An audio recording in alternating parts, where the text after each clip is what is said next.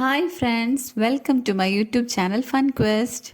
മാവ് റെഡിയായ ഉടനെ ഉണ്ടാക്കിയെടുക്കാവുന്ന നല്ല ടേസ്റ്റി ആയിട്ടുള്ള ചക്ക ഉണ്ണിയപ്പത്തിന്റെ റെസിപ്പി ആയിട്ടാണ് ഇന്ന് ഞാൻ വന്നിട്ടുള്ളത്. നിങ്ങൾ ആദ്യമായിട്ടാണ് എൻ്റെ ചാനൽ കാണുന്നതെങ്കിൽ സബ്സ്ക്രൈബ് ചെയ്യാനും തൊട്ടടുത്ത് കാണുന്ന ബെൽ ഐക്കണിൽ ഓൾ പ്രസ് ചെയ്യാനും മറക്കരുതേ. കൂടെ ലൈക്ക് ചെയ്യാനും ഷെയർ ചെയ്യാനും കമന്റ് ചെയ്യാനും.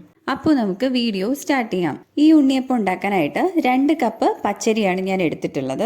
പച്ചരി കഴുകി വൃത്തിയാക്കിയ ശേഷം 4 മണിക്കൂറെങ്കിലും വെള്ളത്തിലിട്ട് നമുക്ക് കുതിർക്കാനായി വെക്കാം. അരി നന്നായി കുതിർന്ന ശേഷം വെള്ളമൊന്നും ഇല്ലാതെ നമുക്കത് ഡ്രെയിൻ ചെയ്തെടുക്കാം. അരിച്ചെടുത്ത പച്ചരി ഒരു മിക്സിയുടെ ജാറിലോട്ട് ഇട്ട് കൊടുക്കാം. അതിലേക്ക് 2 ഏലക്കായുടെ കുരുവും 1 പിഞ്ച് നല്ല ജീരകവും കൂടെ ആഡ് ചെയ്ത് കൊടുക്കാം.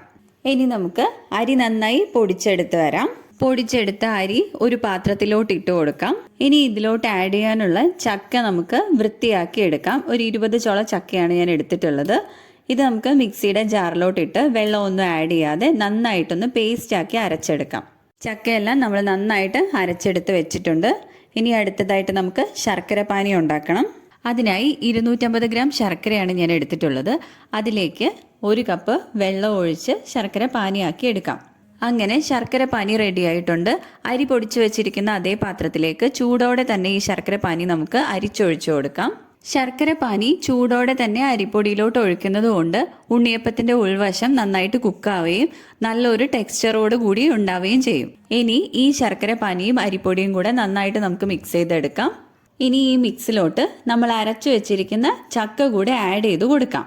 ചക്ക കൂടെ ആഡ് ചെയ്ത ശേഷം ഇത് നമുക്ക് നന്നായിട്ട് മിക്സ് ചെയ്തെടുക്കണം. കട്ടകളൊന്നും ഇല്ലാതിരിക്കാനായിട്ട് ഒരു വിസ്ക് വല്ലതും യൂസ് ചെയ്ത് നന്നായിട്ട് മിക്സ് ചെയ്ത് കൊടുക്കാം. ഇപ്പൊ നമ്മുടെ മാവെല്ലാം നന്നായിട്ട് മിക്സ് ചെയ്തെടുത്തിട്ടുണ്ട്.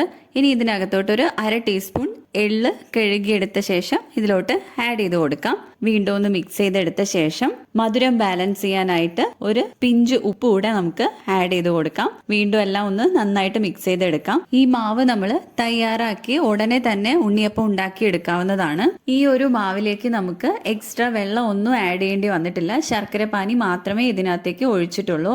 നിങ്ങൾ മിക്സ് ചെയ്യുന്ന സമയത്ത് ഇനി കുറച്ച് കട്ടി കൂടുതലാണെന്നുണ്ടെങ്കിൽ കുറച്ച് വെള്ളം ഒഴിച്ച് അതിന്റെ ടെക്സ്ചർ ഒന്ന് കറക്റ്റ് ചെയ്തെടുക്കാവുന്നതാണ്. ഇനി നമുക്ക് ഉണ്ണിയപ്പ ചട്ടി സ്റ്റൗവിലോട്ട് വെച്ച് ചൂടാവാനായി വെക്കാം. അതിനകത്ത് വെളിച്ചെണ്ണ ഒഴിച്ചു കൊടുക്കാം. വെളിച്ചെണ്ണ നന്നായിട്ട് ചൂടായ ശേഷം മാവ് നമുക്ക് ഓരോ കുഴികളിലായിട്ട് ഒഴിച്ചു കൊടുക്കാം.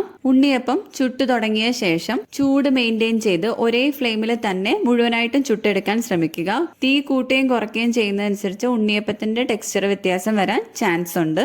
ഒരു വശം ചൂടായി വരുമ്പോൾ നമുക്കിതെല്ലാം ഒന്ന് മറച്ചിട്ട് കൊടുക്കാം. 2 വശവും കുക്കായ ശേഷം ഒരു ബ്രൗൺ കളർ ആവുന്ന സമയത്ത് നമുക്കിത് എണ്ണയിൽ നിന്നും കോരി മാറ്റാവുന്നതാണ്. ഈ ഉണ്ണിയപ്പം ചൂടോടെ കഴിക്കുന്ന സമയത്ത് പുറത്ത് നല്ല ക്രിസ്പിയും ഉള്ളിൽ നല്ല സോഫ്റ്റും ആയിട്ടാണ് ഇതിരിക്കുന്നത്. ചൂടാറി കഴിയുമ്പോൾ പുറം വശവും ഉൾവശവും ഒരുപോലെ സോഫ്റ്റ് ആയിട്ട് ഉണ്ടാവുകയും ചെയ്യും. ഇങ്ങനെ നമുക്ക് മുഴുവൻ ഉണ്ണിയപ്പവും ചുട്ടെടുക്കാം. ഈ ഒരു അരിയുടെ അളവിൽ നമുക്ക് ഏകദേശം 50 ഉണ്ണിയപ്പം ഉണ്ടാക്കിയെടുക്കാവുന്നതാണ്. വളരെ എളുപ്പത്തിൽ ഉണ്ടാക്കിയെടുക്കാവുന്ന ടേസ്റ്റി ആയിട്ടുള്ള ഈ ഉണ്ണിയപ്പത്തിന്റെ റെസിപ്പി നിങ്ങൾ എല്ലാവരും ട്രൈ ചെയ്തു നോക്കണം. വീഡിയോ ഇഷ്ടമായെങ്കിൽ എല്ലാവരും ലൈക്ക് ചെയ്യാനും ഷെയർ ചെയ്യാനും കമൻറ്റ് ചെയ്യാനും മറക്കരുതേ. Thanks for watching.